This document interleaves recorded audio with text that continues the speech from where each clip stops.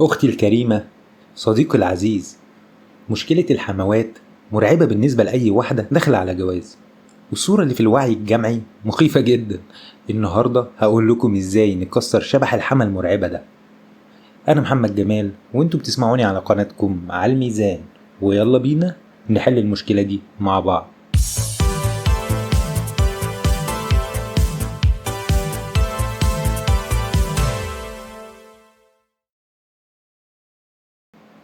علشان نوضح الأمور ونبسط الصورة هحكي لكم 3 قصص عن 3 بنات اتجوزوا في بيت عيلة. الحقيقة إن هما مختلفين. الأولى اتجوزت جواز تقليدي، لا كانت بتحب جوزها ولا بتكرهه، عادي يعني. والتانية كانت بتحب جوزها جدا وكانت مستنية اليوم ده بفارغ الصبر. أما التالتة برضو اتجوزت جواز تقليدي، أو زي ما بيقولوا كده جواز صالونات، بس علشان هي متدينة صلت استخارة وتوكلت على الله. والحقيقة التلاتة كانوا سعداء جدا في جوازهم في الأول زي العادة يعني. لكن مع الوقت الحموات التلاتة بقوا بيضغطوا على البنات، والوضع بقى مختلف تماما. الأولى طبعا اتخنقت من حياتها، هتستحمل علشان ايه وعلشان مين؟ وبدأت الدنيا تسود في عينيها وحياتها بقت تعيسة بشكل كبير. أما التانية فكانت بتصبر علشان بتحب جوزها، وكان الوضع متقلب. لما تكون الدنيا حلوة بينها وبين جوزها كان بيديها الطاقة والدافع إن هي تكمل، لكن برضو أوقات كانت بتجيب آخرها، لدرجة إن هي كانت بتسيب البيت أكتر من مرة، بس كانت بترجع تاني لما بتهدى وجوزها يوحشها ويروح يصالحها. أما التالتة فكانت شايفة الموضوع من زاوية تانية خالص.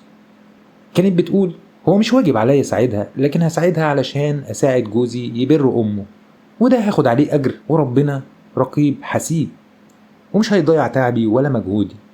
العجيب إن لما حماتها كانت بتزيد في قسوتها وأحيانا في عدم تقديرها ما كانتش بتزعل ولا تتضايق، بالعكس كانت بتبتسم وتفرح أكتر، لأن هي مدركة إن حسناتها بتكتر.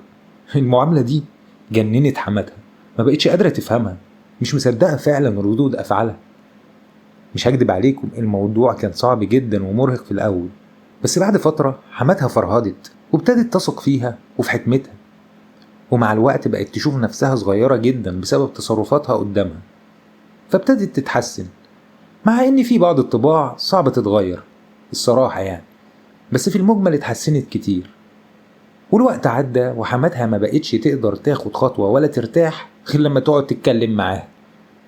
ال3 قصص واحد، لكن اللي اتغير هنا هو منظور البنت ووعيها، خلاها أقوى من محيطها لدرجة إن هي اللي بتأثر فيه وتغيره، مش هو اللي بيكسرها. وتعالي بقى يا ست البنات اديكي شوية نصايح هتنفعك في الموضوع ده جدا جدا جدا. أول حاجة، عاملي حماتك زي أمك، حماتك مش ملاك ولا والدتك بالمناسبة. تاني حاجة، حسسيها انك مقدرة ابنها وعاملاه سلطان، بس في نفس الوقت ما تدلعيش عليه قدامها علشان هتغير.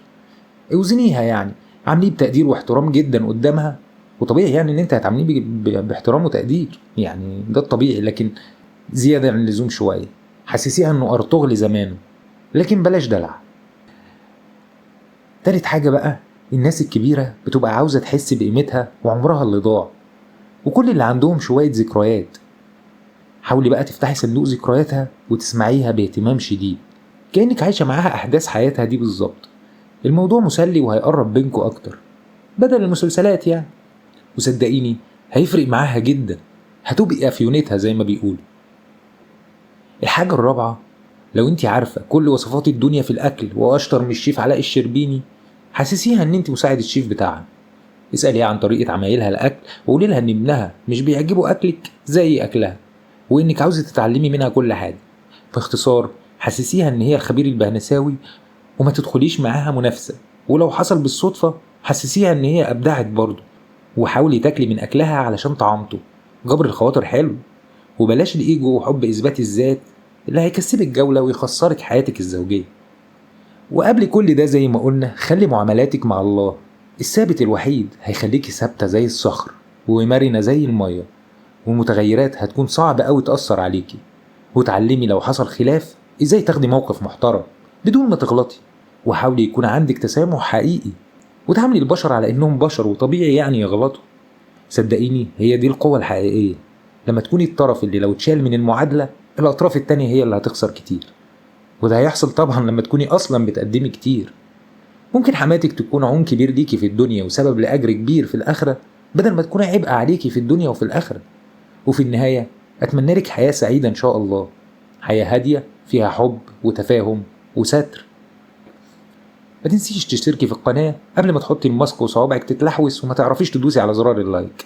سلام يا ست البنات. أما أنت بقى يا صديقي، تعال نشرب قهوة وأنت بتكتب رأيك في التعليقات، ولو في موضوعات تحبوا نتكلم فيها هكون سعيد إن احنا نناقشها مع بعض.